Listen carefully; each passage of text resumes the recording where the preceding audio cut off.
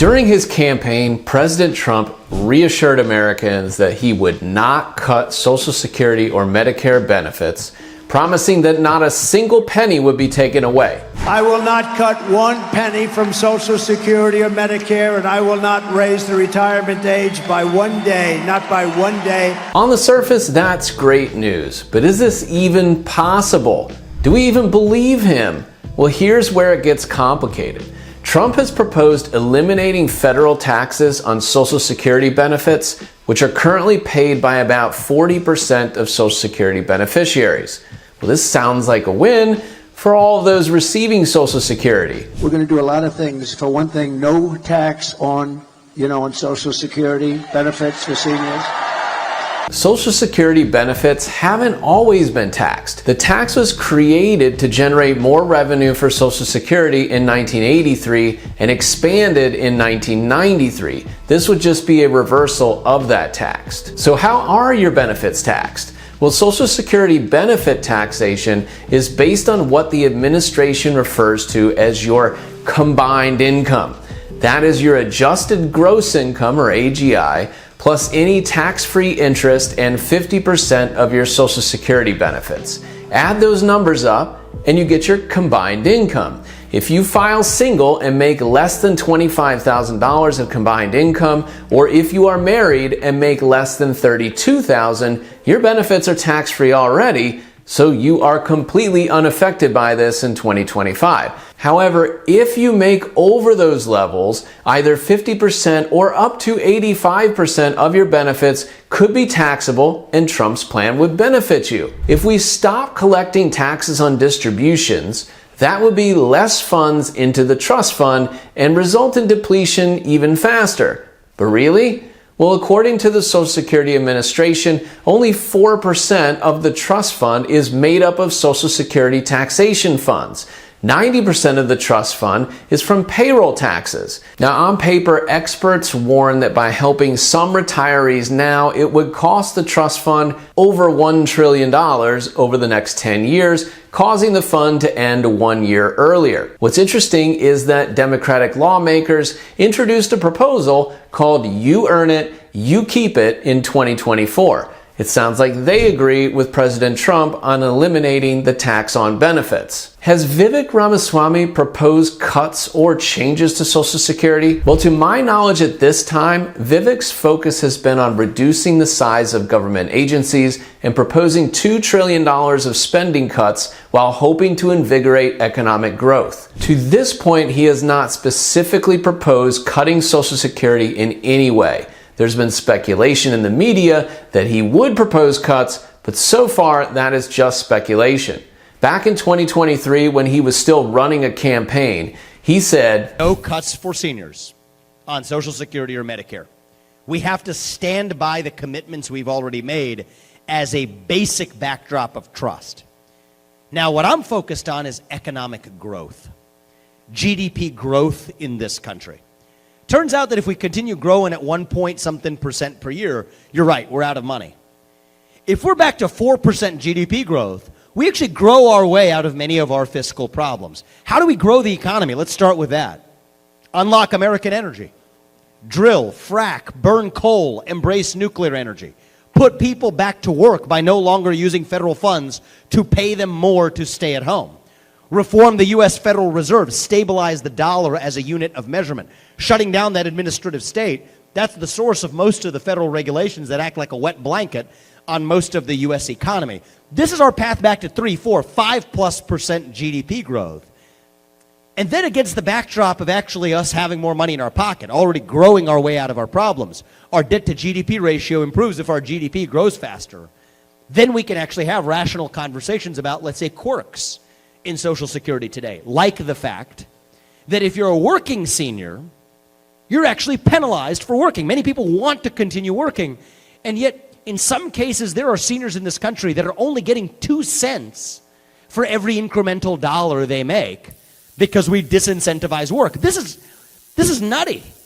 We have more jobs available in this country than we do have people. So for people who want to work, they should still be able to get their Social Security payments that they paid into, but also earn on top of that.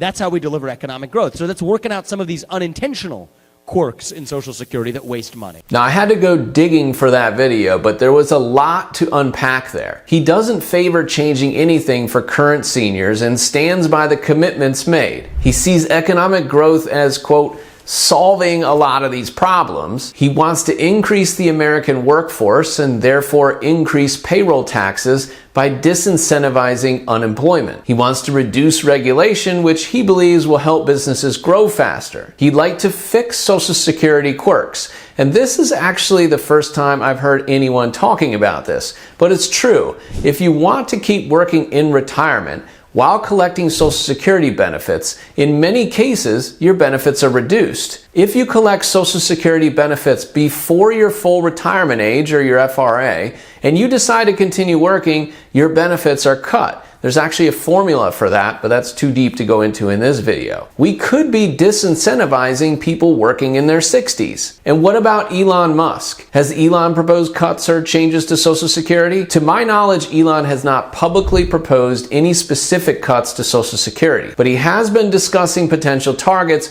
with politicians through his Doge Commission to make federal spending cuts. How about J.D. Vance? Has J.D. Vance proposed cuts or changes to Social Security? Vice President J.D. Vance said this to the Times: "Take those 7 million prime-age men not in the labor force. Those people are supported very often by public resources. You shift millions of these men from not working to working. You increase wages across the board. You increase tariffs. And I think that you buy yourself a whole hell of a lot more than the 9 or 10 years that the actuaries say that we have. You get more revenue, yes, from tariffs, but from more people being in the labor force, from higher productivity growth, from higher wages, and from transitioning young people who are not working into the workforce." It seems that Trump, Vance, Elon, and Vivek believe the ultimate solution to solving our Social Security trust fund solvency is growing the economy, creating more jobs, and moving unemployed people onto payrolls. If these things can be done, significantly more payroll taxes will be collected, which would potentially push back the solvency by Social Security by decades. Will this work? Well, we will see, but behind the scenes, Republicans and Democrats are creating proposals in case this growth and these jobs don't come to fruition. What are the various ways future Social Security could be changed? Well, here are 5 proposals to fix Social Security. First, raising the FRA. Republicans have already proposed increasing the full retirement age from 67 to 69. Heck, President Reagan moved it from 65 to 67, so why don't we just do what he did and move it back another 2 years? President Trump has said left and right he will not raise the full retirement age. And honestly, I don't think it should be raised either. But proposals to increase FRA from 67 to 69 are numerous because it's potentially one of the easiest levers to pull. It's said that increasing the age to 69 would fix 20 to 30% of the shortfall. And on the surface, it seems reasonable to adjust for longer life expectancies by pushing the FRA back slightly. When Social Security was established in the 1930s, age 65 was established as the full retirement age for people to start collecting benefits. And men who attained age 65 could expect to collect Social Security benefits for roughly 13 years. With much longer life expectancies today, it seems reasonable to raise the retirement age again. But wait, does it really? By raising the retirement age even further, it disproportionately affects those people with lower life expectancies and lower incomes. Additionally, most people are still retiring around the same time, in their mid-60s. Yes, life expectancy has been increasing, but you can only do manual labor for so long, and your brain is only sharp for so long. We may be living longer, but I wouldn't want to give up my reasonably healthy 60s and 70s for 100s and 110s. Social Security benefits are adjusted each year in an attempt to keep up with the cost of living increases. Unlike increasing the retirement age, which would affect only future workers, reducing COLAs would have an immediate impact because it would affect current payees as well as future retirees. The Social Security actuary says that reducing COLA by a 0.5 percentage point would make up about 29% of the long-term funding gap. Now that seems like a lever with far greater impact on the trust fund than pushing back the full retirement age. What do you think? If you were given two choices, would you say you would rather push back the retirement age or take a reduction in COLA? I'd love to hear your thoughts down in the comments. Okay, Social Security is primarily funded through payroll taxes, meaning people who make a wage, earning income, pay a portion of that income into the Social Security Trust Fund. Employees currently pay 6.2% of their pay into the fund, and their employer also pays 6.2%. If you're self-employed, you already know that you pay all 12.4% yourself. A 2024 report released by the University of Maryland found that by gradually increasing the payroll tax from 6.2% to 6.5% over 6 years would reduce the shortfall by 15%. It was supported by 85% of Republicans and 88% of Democrats surveyed. This increased tax will be paid by every single person that earns an income. But here's where it gets interesting. Currently, there is a cap on the amount of wages where you pay this payroll tax. It gets indexed with inflation in most years. In 2025, the wage cap is $176,100. That means that anyone who makes more than that doesn't pay $1 more into Social Security over that level. And remember, Social Security tax is only paid on earned income. It's not paid on stock compensation or company dividends. That income is taxed, but none of it goes to funding Social Security. One of the most recent suggestions is to get rid of the income cap on Social Security tax. The Social Security Expansion Act, introduced by Democrats in 2023, proposes imposing Social Security taxes on earned income over $250,000 and any investment income for people making over $200,000. If this was enacted, Elon Musk would have paid $2.9 billion more in taxes. No one making less than $250,000 a year would have paid a penny more. Only 4% of the US population has an income greater than $250,000. The bill says that increased Social Security tax revenue will expand Social Security benefits by $2,400 a year and will extend the solvency of Social Security for the next 75 years while affecting roughly 3% of Americans with higher taxes. There's not a lot of people that are going to complain about that, but that's because this doesn't affect 97% of the population. There will be people who oppose this for obvious reasons. While many areas of the government may have fraud and waste, the Social Security Department really isn't one of them, at least comparatively speaking. There's been talk about being more stringent upon receiving Social Security disability payments. But the truth is, fraud and waste are minimal, and the rigorous process for receiving those disability benefits already weeds out a lot of it. That's not where big benefits can happen. The Social Security Department cuts have led to a 50-year low in staffing, causing massive delays and backlogs. Do you know in 2023 alone, and I just found this out, 30,000 applicants actually died while waiting to receive benefits. I don't think Elon and Vivek have their sights set on Social Security reform. They're going to be focused elsewhere where there's a greater chance of reducing fraud and waste. What's means testing? Well, a means test is a government assessment to determining eligibility for a benefit. Social Security doesn't have one. Everyone is paid a benefit based on their earnings history.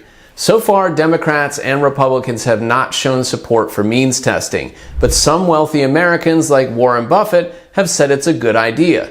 According to that Maryland report, reducing benefits for the top 20% of income earners can reduce the shortfall by 11%. And that's supported by 90% of Republicans surveyed and 94% of Democrats. Again, because the top income earners are a minority, the majority of survey respondents could support that because it wouldn't affect them. But at least so far, it seems Congress is more likely to raise taxes or change retirement ages than to cut payments to the ultra-wealthy. So what does this mean for your benefits? Well, as of now, Trump's proposals don't directly increase or decrease Social Security checks. If you're currently eligible for benefits but have not yet collected, it could make sense to discuss the pros and cons of collecting now versus waiting with a qualified financial advisor.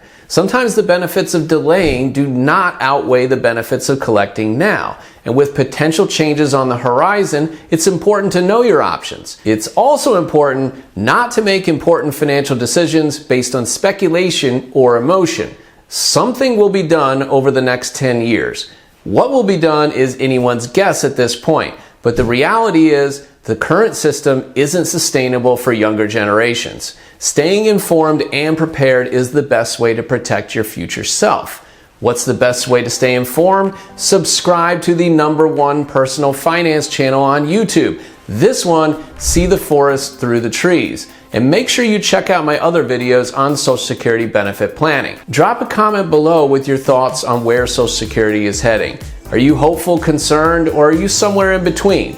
And are you ready to take control of your financial future? Get started with me today by visiting celestialwm.com and clicking the Start Now tab.